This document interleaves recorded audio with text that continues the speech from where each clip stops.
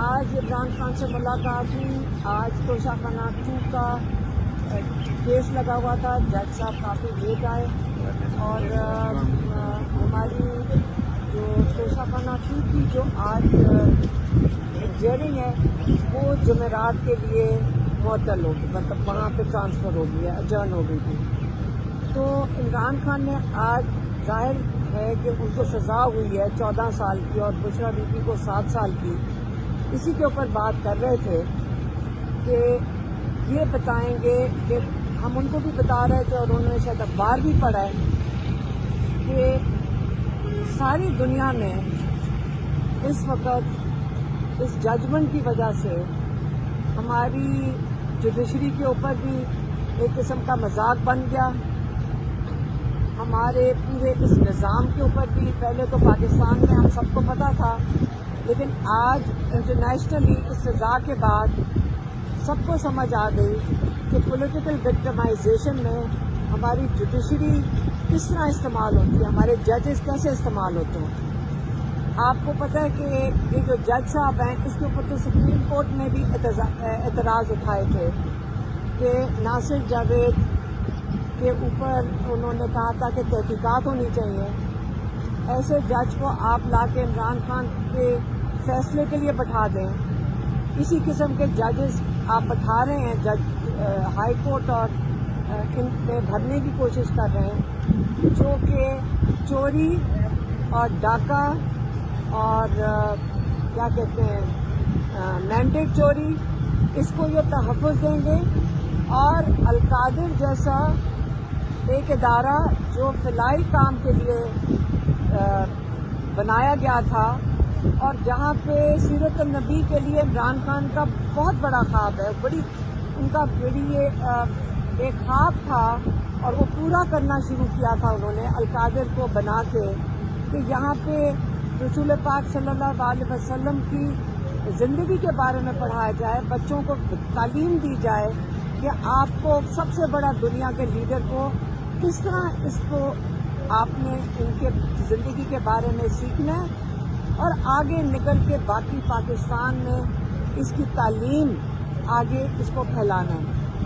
اس کو آپ نے کہہ دیا کہ یہ حکومت کی تحویل میں لے لیں القادر کو. اس پہ خان صاحب بالکل خوش نہیں تھے. عمران خان اس کے اوپر انہوں نے کہا، ہم نے کہا کوئی بات نہیں، مریم نواز کہہ رہی ہے کہ میں نے اس ادارے کو لے لیا ہے تو فکر نہ کریں، یہ تو سارے بچے اسکالرشپ ہیں. اب مریم نواز تھوڑا ثواب کمائیں گی اس ادارے کی کو چلا کر. تو انہوں نے کہا کہ یہ میں خود چلاؤں گی. تو کیا پتہ آپ کا خواب اب مریم نواز اپنا رہی ہیں، تو کوئی بات نہیں، ان کو بھی تھوڑا ثواب کما لینے دیں. دوسرا، عمران خان نے یہ بھی کہا کہ یہ مجھے سزا اس لیے دی گئی ہے کہ میں کوئی ڈیل کر لوں اور یہ پھر کسی قسم کا کوئی جج بٹھا کر مجھے ریلیف دے دیں گے. انہوں نے پھر سے بڑا کلیئرلی کہا ہے کہ میں کوئی ڈیل نہیں کروں گا، اپنے کیسز کا میں خود سامنا کروں گا. اس کا کوئی تعلق نہیں مذاکراتی جو کمیٹی بیٹھی ہے اور جو حکومت کی کمیٹی کے ساتھ بات چیت کر رہی ہے. عمران خان نے کہا کہ اس کمیٹی کی ذمہ داری بڑی واضح ہے، ان کو 2 مطالبات کے لیے بات کرنے کا کہا گیا ہے.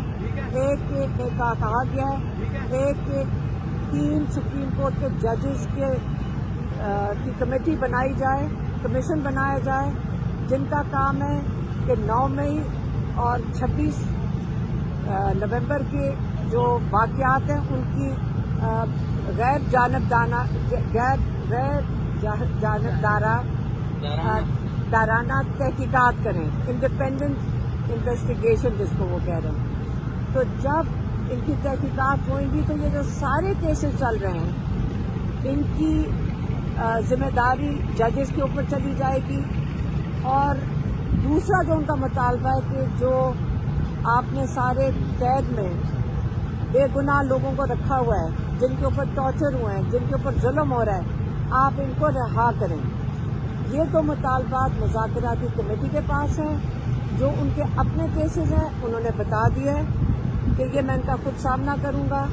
انہوں نے یہ بھی کہا کہ بشرا بی بی کو 7 سال کی سزا دی گئی ہے سہولت کاری پہ، تو یہ بھی سمجھائیں کہ کون سی سہولت کاری ہے، یہ تو سمجھایا نہیں ہے انہوں نے کیس کے اندر جو اس کا جو تفصیل آئی ہے۔